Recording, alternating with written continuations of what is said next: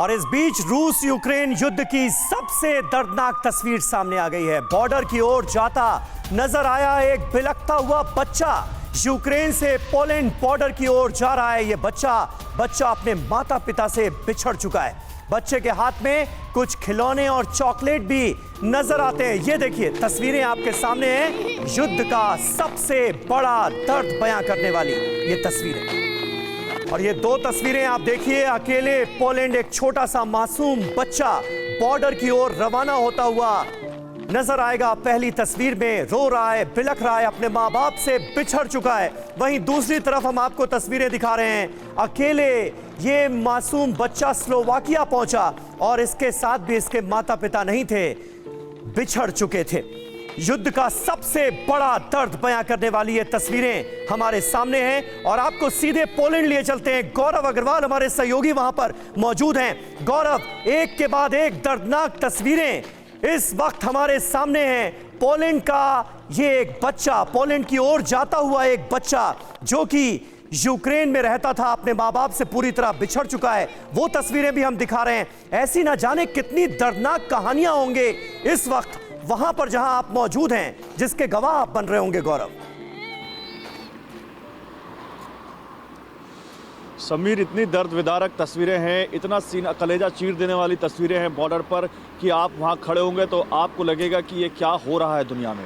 मैं medic border, बुर्दुमिस border, दो border जो पोलैंड से लगते हैं, उन दोनों जगहों पर गया। एक तस्वीर बड़ी वायरल हुई एक बच्चे की जो 1000 किलोमीटर का सफर तय करके पहुंचा था स्लोवाकिया। लेकिन ये तस्वीर जो आपको दिख रही है, मैं आपको बताऊं, बॉर्डर पर ऐसे तमाम बच्चे दिखते हैं। कुछ कह सकते हैं थोड़े बहुत खुशनसीब हैं जिनको इस विस्थापन में भी अपने माँ बाप का साथ मिला है, लेकिन कुछ इस तरह से बदनसीब हैं जिनका मुल्क तो छूट ही रहा है, साथ ही माँ बाप भी छूट रहे हैं। 15 लाख ये 2 दिन पहले का आंकड़ा था। अभी जो आंकड़ा हमारे पास आ रहा है, ये आंकड़ा और बढ़कर करीब 17 से 18 लाख विस्थापितों का हो चुका है, जिसमें अकेले 10 लाख पोलैंड में आए हैं और इनमें 4 लाख करीब बच्चे हैं उसमें, सोचिए। और इस वक्त मैं आपको बताऊं, जो यूनिसेफ है की जो बाल एजेंसी है, उसने इसको लेकर क्या कहा है। संयुक्त राष्ट्र के जो 2 वरिष्ठ अधिकारी हैं, यूनिसेफ की जो एग्जीक्यूटिव डायरेक्टर है और संयुक्त राष्ट्र शरणार्थी एजेंसी UNHCR के उच्चायुक्त हैं, उन्होंने कहा है कि जो विस्थापित हो रहे हैं लोग, उनमें सबसे ज़्यादा खतरा बच्चों को है, खासकर बॉर्डर पर। उनके साथ बहुत सारे ऐसे उनका भविष्य खतरे में है, उनकी सुरक्षा खतरे में है। और उन्होंने सभी देशों से ये आग्रह किया है कि वो आए सामने और कम से कम इन बच्चों का डेटा तैयार किया जाए, हम बता सकें दोनों लोगों को कि आखिर दुनिया में हो क्या रहा है। और इसके अलावा वो कह रहे हैं कि लगभग हंगरी, मोल्दोवा, रोमानिया, स्लोवाकिया और पोलैंड से भी आगे चले गए हैं बच्चे, और इन बच्चों को हमें इनका डेटा बनाना होगा। गौरव, हालात बहुत ज्यादा भयावह है, हर दिन डराने वाले हालात पैदा हो रहे हैं। आपसे मैं जानना चाहूंगी, क्योंकि आप लगातार रिफ्यूजी सेंटर पर भी पहुंच रहे हैं, जरा ये बताइए, हालांकि युद्ध के हालात है, लेकिन क्या ऐसे बिछड़े हुए बच्चों को उनके माँ बाप से मिलवाने के लिए कोई पहल भी ऐसी की जा रही है? क्या कोई हेल्प सेंटर ऐसा है जिसके माध्यम से इन बच्चों को उनके माता पिता तक पहुंचाया जा सके?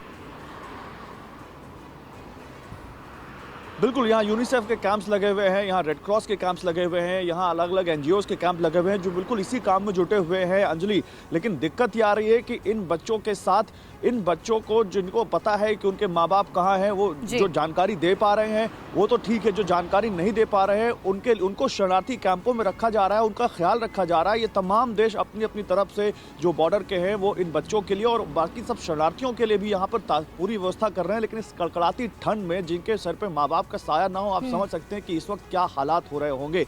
और इसीलिए ये इस वक्त का सबसे बड़ा खतरा है।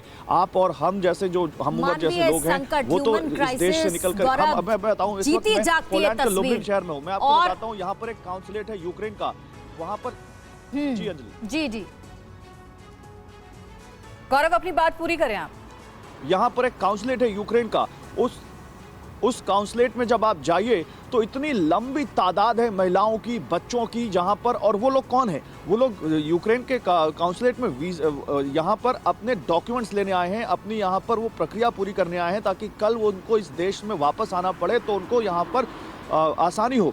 लेकिन वो भीड़ बताती है कि इस वक्त कितने बड़े शरणार्थी संकट से केवल पोलैंड ही नहीं बल्कि पूरा यूरोप जूझ रहा है। और पोलैंड में इसलिए क्योंकि पोलैंड में सबसे ज़्यादा हिस्सा इस वक्त शरणार्थियों का आ रहा है, और इतनी ज़्यादा भीड़, इतने ज़्यादा लोग जिनके हाथों में उनके सामान दिख रहे हैं, उनके छोटे छोटे बच्चे दिख रहे हैं, वहाँ पर लंबी लाइनें दिख रही हैं। और वहाँ पर सबसे बड़ी दिक्कत उनको एक ये भी आ रही है कि यूक्रेन से इन तमाम काउंसलेट्स का जो संपर्क है वो उतना इस वक्त स्मूथ नहीं है। बहुत दिक्कतें आती हैं उनको वहां से ऑपरेट करने में भी, इसलिए भीड़ बहुत ज्यादा दिख रही है। और ये इस वक्त का सबसे बड़ा संकट है यूक्रेन के सामने कि जो नागरिक छोड़कर जा रहे हैं, जो बच्चे छोड़कर जा रहे हैं, आपके जरिए ये पहुंच पा रही है उनको दर्दनाक कैसे तस्वीरें, इनकी व्यथा क्या है। बड़ी बड़ी देखिए बातें हो रही हैं बड़े बड़े देशों के द्वारा, लेकिन इन बच्चों को ये शायद पता भी नहीं है कि इस वक्त हो क्या रहा है, और उनकी आप बीती हम देख पा रहे हैं आपके जरिए। बहुत बहुत शुक्रिया गौरव आपका जानकारी देने के लिए।